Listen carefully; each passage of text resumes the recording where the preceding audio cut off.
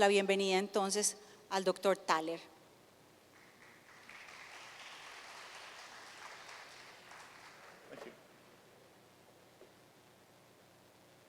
Thank you.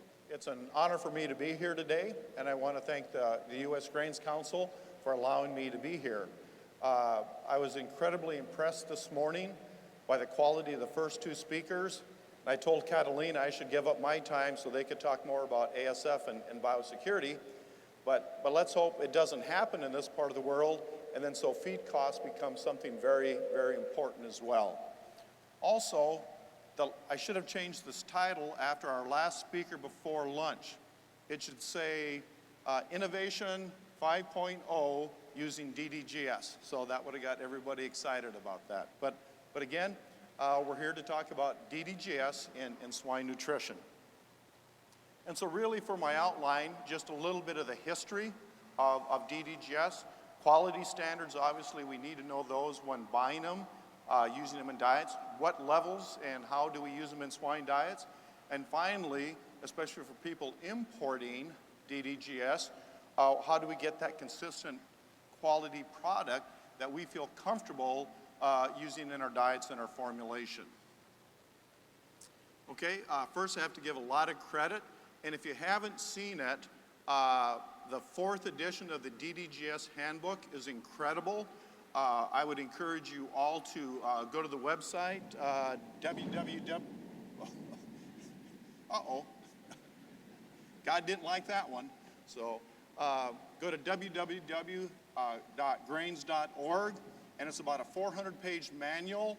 It's in Spanish as well, and it covers all species, grain marketing, milling, all those kinds of things. So it's an incredible resource for any questions you have about DDGS. And again, some of my colleagues from other universities, as well as some production systems in the United States.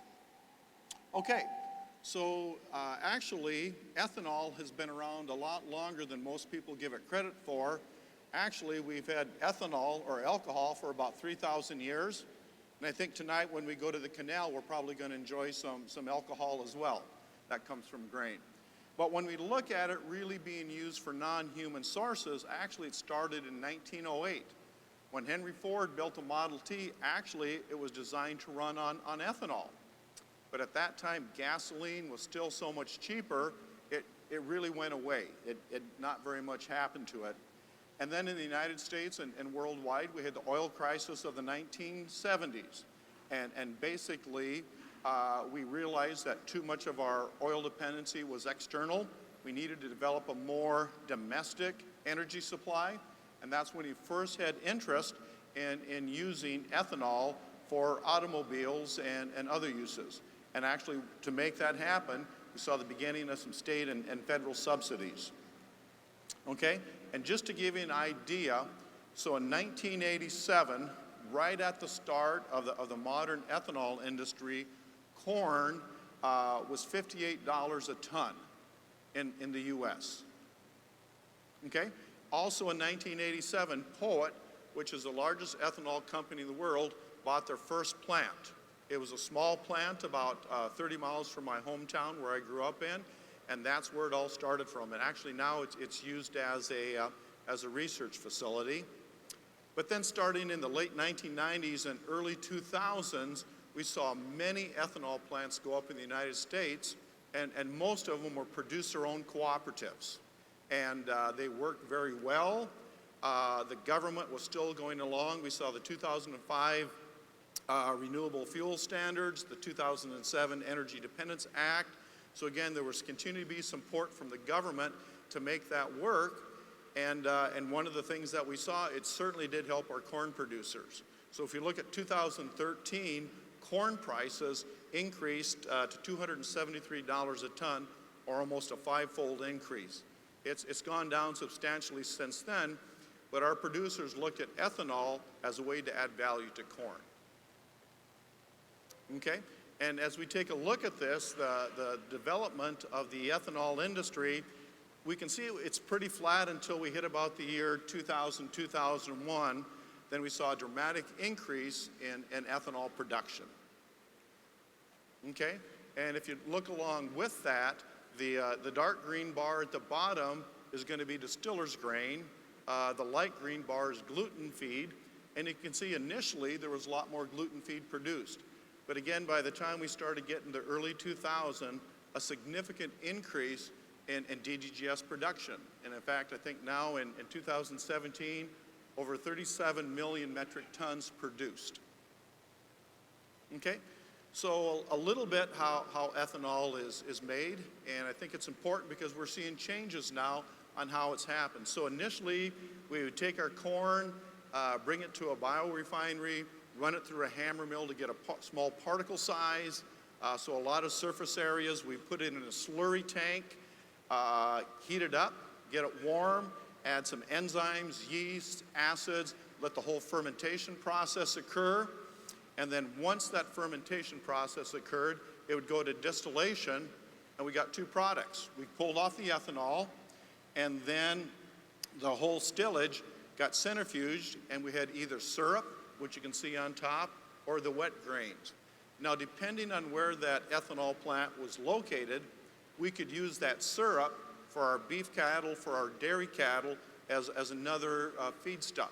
If we couldn't do that, then that syrup went back with the wet grain, went through a dryer, and we got DDGS. Okay? And so traditionally, for a long time, that's the standard model of how ethanol was made. We've had two changes. Poet in 2004 actually started cold fermentation. Okay? So the process is almost identical, except there's now heating going on. Okay? So they use some BPX technology, some special enzymes, and those kinds of things. So you'll hear hot fermentation, cold fermentation. Poet uses cold fermentation, and they call it Dakota Gold, and actually it's a little bit different product than what you'd see from some of the hot fermentation. So that was the first change. But then the other change that happened quickly after that was we started pulling oil out of the DDGS. And in 2005, that first happened. And so it went through the whole process. But when you look at that syrup, instead of going back to the drum dryer to be added to the DDGS, it was put through a centrifuge, and the oil pulled off. And that initially was like a $3 million investment to an ethanol plant, and they were making so much money they had it paid for in 6 months. Okay? So you can see then what our resulting DDGS is going to have less oil than what it's had in the past. And the reason why I point that out, all three types are going to be available. You know, mainly it's going to be reduced oil. There'll be still a little some full, and then there's hot fermentation and cold fermentation. So when you think about DDGS, it is not necessarily one consistent product. It can vary a little bit depending on how it was made. Okay? And again, if you look at this, and this is basically oil production from DDGS. And again, it really wasn't until about 2009 we saw a drastic increase in oil production. So instead of that oil staying with the DDGS, it's pulled off and sold as a separate product. Okay? And now here's some interesting data that NutriQuest put together, and it looks at the percent oil in DDGS from 2011 to 2017. The green bar would be DDGS that contained more than 10% oil. The purple one would be 9 to 10% oil. Then the red one on top is less than 7. Okay? So you look at 2011, 80% of the DDGS manufactured in the U.S. had at least 9% oil. Okay? By the time we get to 2017, less than 20% of the DDGS in the U.S. has 9 to 10% oil, and about 35% has less than 7% fat in there.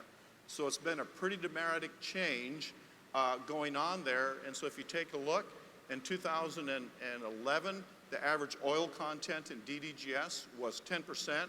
Now we're down to 7.3. And I'm guessing if you extrapolated that out today, we're going to see less than that now. Because, and this is from U.S. Grains Council and Land O'Lakes, basically 5 out of 69 samples had greater than 9% oil. So again, when you look at buying DDGS today, realize that what we were buying 15 years ago is a different product. It's not better, it's not worse, it's just a different product that works well when it's properly formulated. Okay, the other thing is this terminology, and again, our last speaker talked about the importance of words, and when ethanol was first made, we really thought of the DDGS just as a byproduct. We're making our money on the ethanol. The DDGS is just a byproduct we have to get rid of. And I think that whole transition changed about the year 2000. Before that time, we really weren't as concerned about quality because people were going to buy it, okay? Then we saw such a rapid growth of the ethanol industry. Pretty soon, the difference between profit and loss is can we sell our DDGS? And so companies took a lot stronger approach as DDGS as a co-product that we have to have it not only make ethanol, but produce a high quality DDGS that people will want to buy. Okay, so when you look at today's DDGS, we're going to see a lot less variation within plants. And one of the reasons why is just like any other industry, that technology has continued to evolve. Okay, we have more control on the ingredients coming in. We've done a better job of the technology used to make it. And I'll show you in a little bit, as we get more quality control in that process, we're seeing higher nutrient levels and also higher digestibility levels for the products coming out. And again, finally, it's a more mature industry, okay? We look at the soybean industry, it's almost 95 years old, so soybean meal is a pretty consistent product. We look at DDGS, it's realistically less than a 20-year-old industry. So again, I think as time goes on and the processes become more perfected, we're going to see that consistency. Okay, so changes in total lysine. If you look at total lysine of DDGS from 2004 to 2005, it was 0.78. 2009 to 2012, it was 0.93. And then from 2015 to 16, 0.99%. So again, as time went on, that value of DDGS has gone up. And not only has total lysine as a percent has gone up, but when you look at amino acid digestibility, that's gone up significantly too. And so if you look at protein, it's increased from 72 to 80% digestibility, lysine 62 to 67, methionine a little bit, threonine 71 to 76, and again, tryptophan 70 to 76. So again, not only was lysine higher as well as the other amino acids, but the digestibilities of all those increased too. Okay, how many of you have seen this picture before? Yep, this is Kim. This is probably the most commonly used picture, and Dr. Scherson, who's the DDGS god, did this and has used it everywhere, and we're all familiar with it, right? And you take a look at that and you see the variation, and the first thing that comes in is the color, right? We know the difference between good DDGS and bad DDGS. Good stuff is golden, bad stuff is dark. And this is some poultry work that Dr. Amy Batal did in 2007. So if you look at sample 1 and the L star, which is brightness, as we go from light to dark, that decreases. When you look at B star or yellowness, that also decreases. Then you take a look at total lysine. As it gets darker, lysine decreased, as well as digestibility and total digestible lysine. So right away, people started thinking, and probably at that time it was right. When, before 2000, when it was a byproduct, there was some probably pretty poor quality stuff out there. Okay, so right away, dark is bad. Okay, and I think the thing that we have to realize now, as our systems have gotten better, color really is not an accurate indicator of nutritional value of DDGS. Yes, if it's overcooked, that's one way it can be dark. Probably doesn't happen very much anymore. If we add more syrup or more of the solubles back, it's going to be a darker color. Okay, and so there's a lot of different factors that come into play here. Okay, and so again, here's some work done looking at amino acid digestibility in roosters, looking at the correlation between digestibility and color, and you can see it's only 0.16, and basically, what that means is color only explained 2.6% of the variation in amino acid digestibility. So again, in 2018, with the products that we have today, color is probably not a really good way to evaluate the quality of DDGS. Okay, and this just goes to show it 3 different samples. If you just take a look at that, which one would you want to buy? Probably most people are going to say, I want to buy the one on the left. It's a lighter color. So you take a look at that, and obviously there are some color differences, but actually, when you look at digestibility, the darkest color has the highest digestibility. So again, 15, 20 years ago, color probably wasn't bad. Working with the high quality DDGS today, color is not one of the criteria you really want to focus on when buying it. Okay, so quality standards for DDGS, right? That's what we really need to know. Unfortunately, there are none, okay? There are no grading standards, there are no quality standards defined for DDGS, like there is number 2 yellow corn. And that's what makes it a real struggle for the industry, is there's not a quality standard that we can all shoot for. Okay? In the past, we've used the 36 ProFat, right? When looking at a way for our merchandiser or our buyers to buy DDGS, okay? That was something pretty simple. We could do approximate analysis, we could do an NIR, and we could get, with that, protein and fat. So all ProFat is the percent protein plus the percent fat, and the goal was to have that 36% or greater. Okay, so if you had 28% protein DDGS, 8% fat in that DDGS, 36%, pretty good, right? And the other thing, it was easy. So it was a quick, easy way to say, if it's 36 or above, it's good. If it's 35 or less, it's not a great product. So that was easy to do, but it's really, and I'll show you in a little bit why, it's a poor indicator of the true economic value of DDGS. Okay? The other thing, again, as we look at today's DDGS being reduced oil, it's not a realistic way to go. So let's say you have 5% oil now in that DDGS. That protein content has to be at least 31 for you to get to that 36. So again, ProFat really is an outdated way of measuring DDGS quality. Okay, so again, when we look at nutrition, our nutritionists here, you're going to formulate on either metabolizable energy or net energy. You're going to formulate on available amino acids and available phosphorus. That's what our formulation programs are asking for. And the ProFat provides none of that information, okay? And again, the other thing you have to be concerned about is variation in nutrient levels and digestibility between plants and processes. Okay? So, and again, worldwide, we run into this. We have our grain buyers, or our commodity buyers, and then we have nutritionists.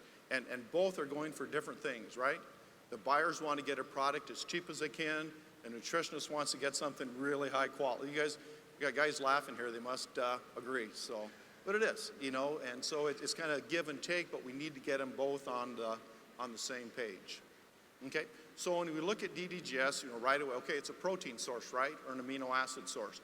But when you put it into a formulation program, not only does it supply protein or amino acids, it provides energy, not only as oil, but also starch and fiber, and it's a great source of available phosphorus. So the 3 most expensive ingredients in a diet, energy, amino acids, and phosphorus, are supplied by DDGS. Okay? So when you buy DDGS strictly on ProFat, you're undervaluing that DDGS by at least $40 to $100 a metric ton. Okay? Hopefully these numbers aren't too small to see, but basically there are 5 different sources of DDGS. A, B, C, and D. And you can see we've got protein, fat, starch, lysine, and all that kind of stuff. So if we look at protein, it's going to range from 25.7 for B up to 29.6 for A. We look at fat, ranging from 5.7 for B up to 8.7 for E, lysine 0.82 to 0.92, okay? And those would be pretty typical. You could go out to any of your suppliers and find DDGS samples like that. What we need to do, we need to have a clicker poll here and have everybody vote on which of these 5 lots of DDGS would you buy, you know? Which one would you make the most money on? Which one has the highest value, or are they really the same? And so what Dr. Rob Musser did, he went and put a true economic value on there, okay?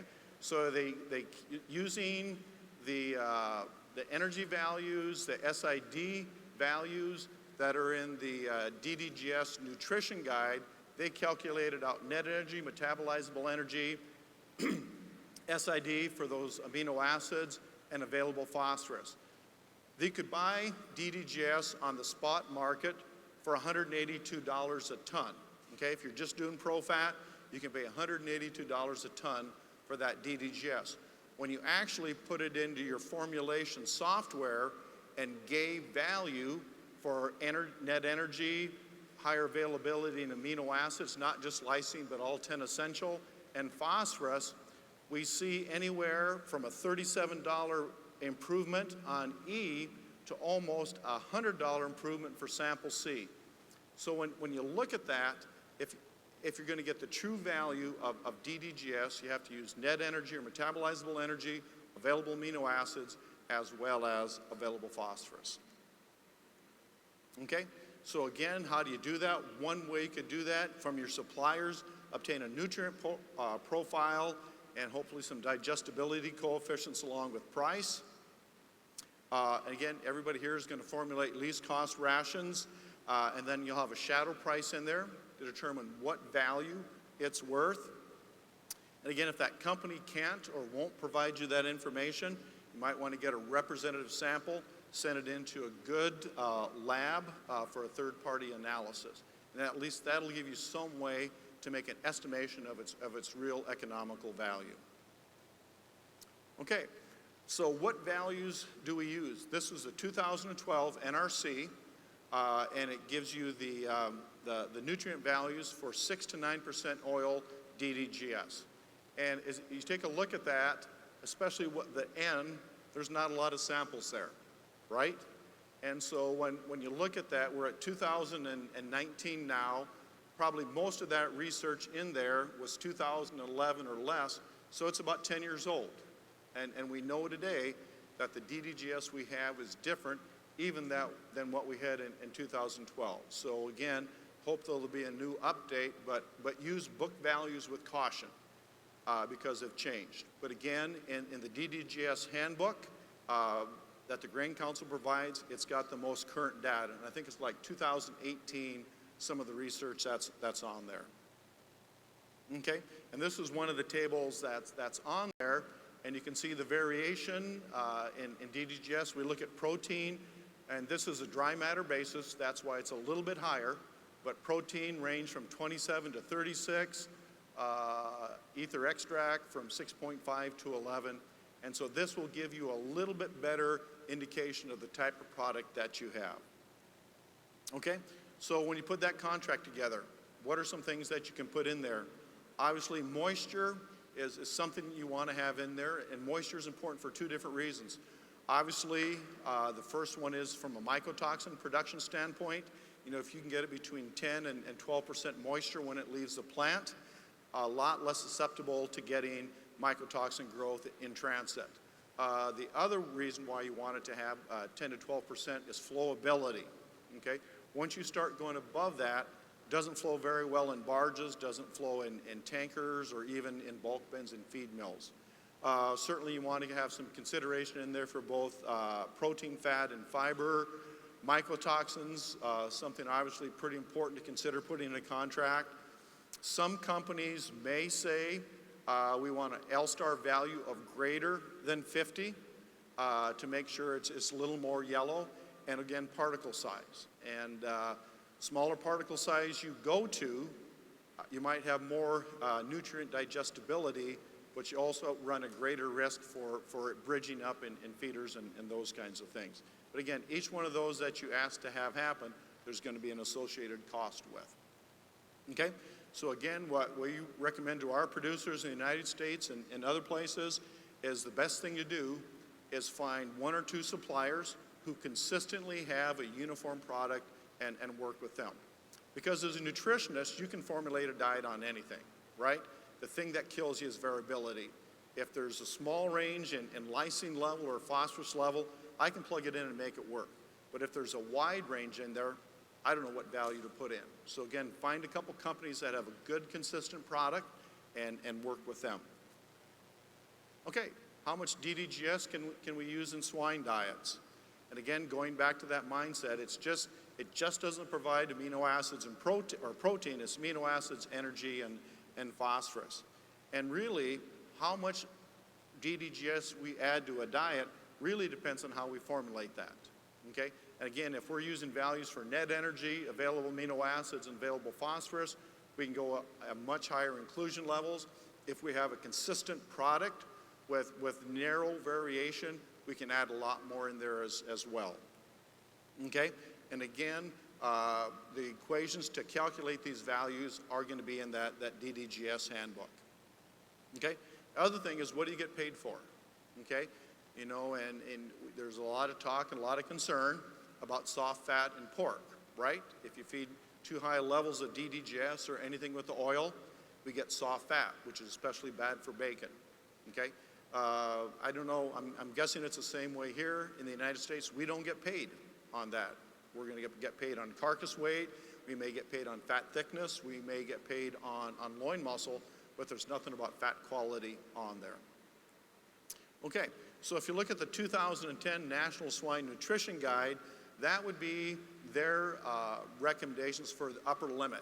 Okay, so if you take a look at nursery pigs, basically less than 11 kilograms, 10% in the diet, 20% up to 20 kilograms body weight. From 20 to 59 kilograms, we're up to 30%.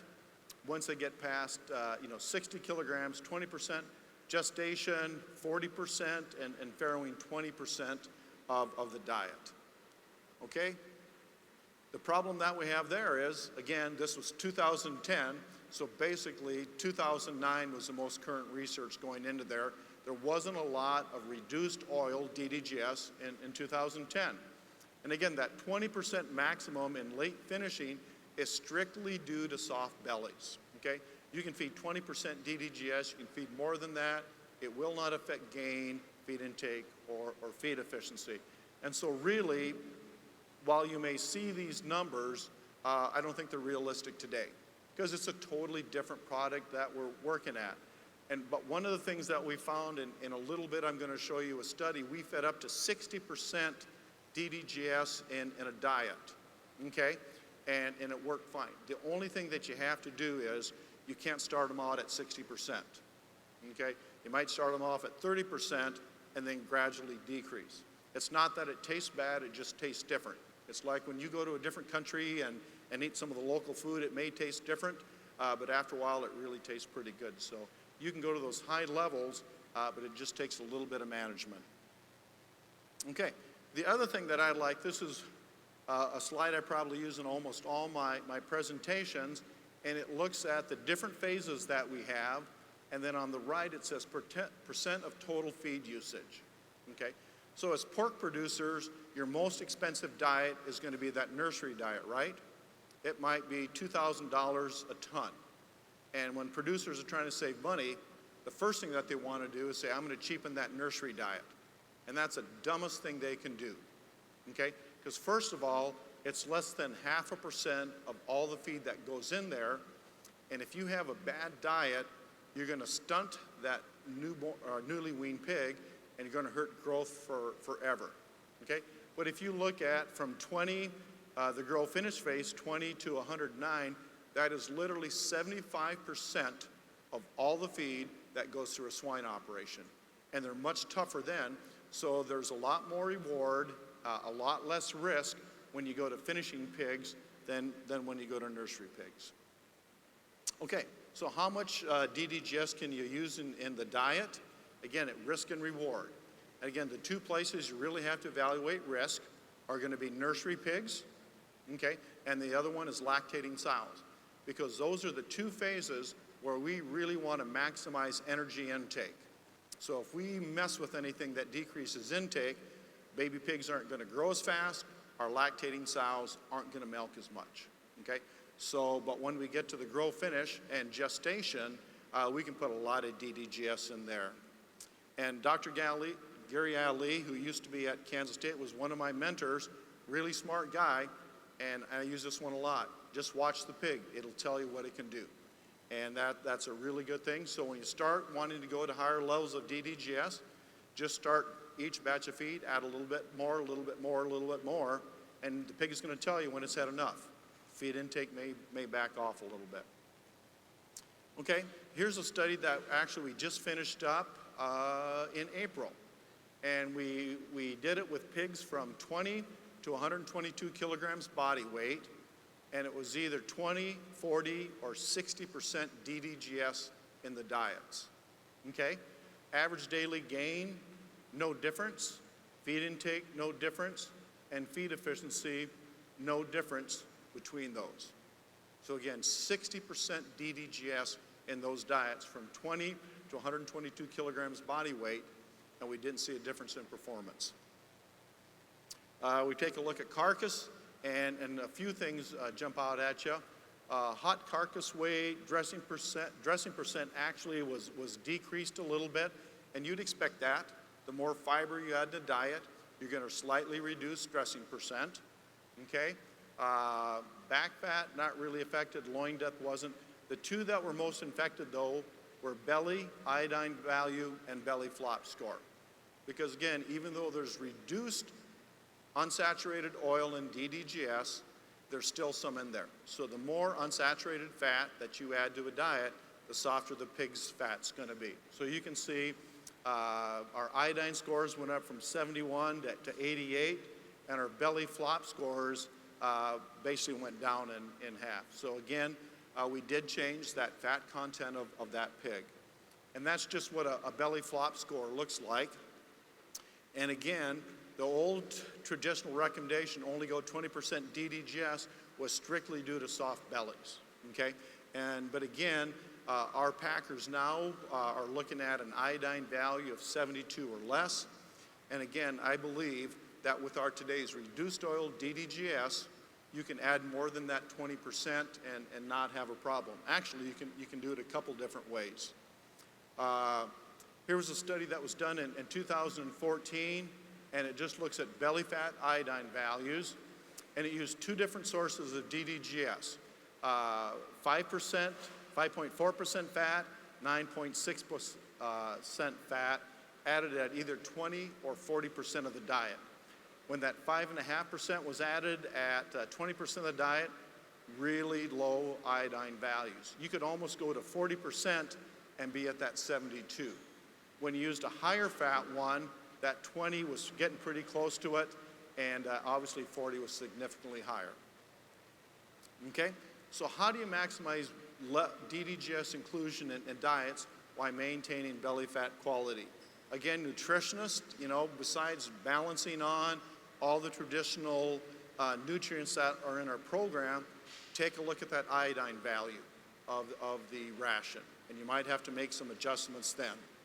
Okay, use DDGS with lower fat levels, and again, they're out there. And again, if that's an economic concern to your producers, certainly take a look at it. One of the things that you can do, you can feed 30 or 40% DDGS until about 3 weeks before slaughter, okay? 3 weeks before slaughter, you can drop that down to 10%, and within those 21 days, the fat will get harder again. About every 21 days, you have total fat turnover in that pig's body. So that would be another, you can feed higher levels, and just the last 3 weeks pull it. Or finally, there's a commercial product out called Lipinate, okay? And you could feed the 40 or 60% levels, add Lipinate, and that in the pig's body creates a hard fat. Okay, so other factors that you may consider that could impact DDGS, it will change dressing percent. Certainly, the price of synthetic tryptophan has a big impact on the value of DDGS. Again, if fiber is a concern in your diet, the availability of fiber and other fiber sources, and flowability is a big thing. And again, you know, as a nutritionist, sometimes we don't think about that because we're sitting in our office in front of the computer screen. Why the guys in the feed mill are really swearing and cussing at us because the stuff we got's not flowing. And so there are many companies or production companies in the U.S. that will pay a $10 a ton premium for a DDGS that will flow through the feed system because it's worth that much money to them to have a happy guy in the feed mill. And again, the more you use today's DDGS and are more comfortable with the nutritional values, I think you're going to see the ability for you to use higher levels is going to go up. Okay, mycotoxins, obviously something we're very concerned about. And this slide shows basically where all the ethanol plants are in the United States. Okay, so really, again, when we look at mycotoxin content of DDGS, it's going to be triple whatever's in the corn. Okay, just like protein is tripled, oil is tripled, same thing with mycotoxins. After you make DDGS, whatever's in that corn is going to be tripled. The good news is, if you look where the corn belt is, typically we're free of mycotoxins. Okay, this year may not be the case. We're a little concerned about the growing season that we've had, and it's cool and wet right now, so that's something to watch. But typically, mycotoxins are not a problem in our corn belt. And one of the reasons why I love coming to places like Panama is where we grow our corn 5 months out of the year, it is freezing. Actually, this last January, it was -40 where I live, okay? So if you want to have another one of these in January, please invite me, and I'll bring my wife, and we'll stay for a month, so. But again, the tough thing about mycotoxins, it's not uniform in a field, it's not uniform in a DDGS plant, and it's not uniform in any product. You'll have some hot spots where it'll really grow, and then right next to it, there's going to be nothing. So if you're going to test for mycotoxins, you've got to take a lot of samples, okay? You know, a minimum of 10 samples, 30 would be better, okay? The more samples, the stronger the power. And the other thing is, I don't have it on there, but when you send it to a lab, send it either in a cloth sack or a paper sack, okay? If you put it in one of those really nice Ziploc bags, no air is going to flow in there. And if you don't have any mycotoxin growth when you send it in, by the time it gets to the lab, it will. Okay, so kind of in summary here, DDGS composition has changed and it's going to continue to evolve. And really, you're going to see more fractionization of products. Once they figure out the technology, they're already looking at pulling off the different fiber fractions. They're looking at pulling off some protein fractions to make a really high protein DDGS. So again, in 3 to 5 years from now, this talk's going to change because the DDGS in 5 years is going to be different than the one we have today because they're able to separate different fractions and find value for those, okay? Again, DDGS is an excellent source of energy, amino acids, and phosphorus for livestock, okay? And again, the DDGS that we have today is much higher quality than what it was 20 years ago, 15 years ago, even 10 years ago, okay? It's a higher quality, more consistent, but again, realizing that there's a lower oil content than what we've had before. And again, today's DDGS with that consistent manufacturing, color is not a very good way to evaluate quality, okay? So again, when we look at DGS, its value is affected by a lot of different factors, and they differ by country, and they differ by system. You know, the cost that you pay for ingredients, the cost that you have for housing and labor are different than what we have. And so it's going to be a little bit different for everybody, but it's still usually a pretty good buy. Pro-fat doesn't work anymore. So that is not a very good way, and you can see it really undervalues the use of DDGS, okay? Again, mycotoxins aren't typically a problem from DDGS, from ethanol plants in the upper Midwest, but it's always a good, I mean, with the internet, you can see anything that's happening anywhere, right? Pay good attention to what our corn crop is doing. So that's all I have, and I appreciate everybody's attention today.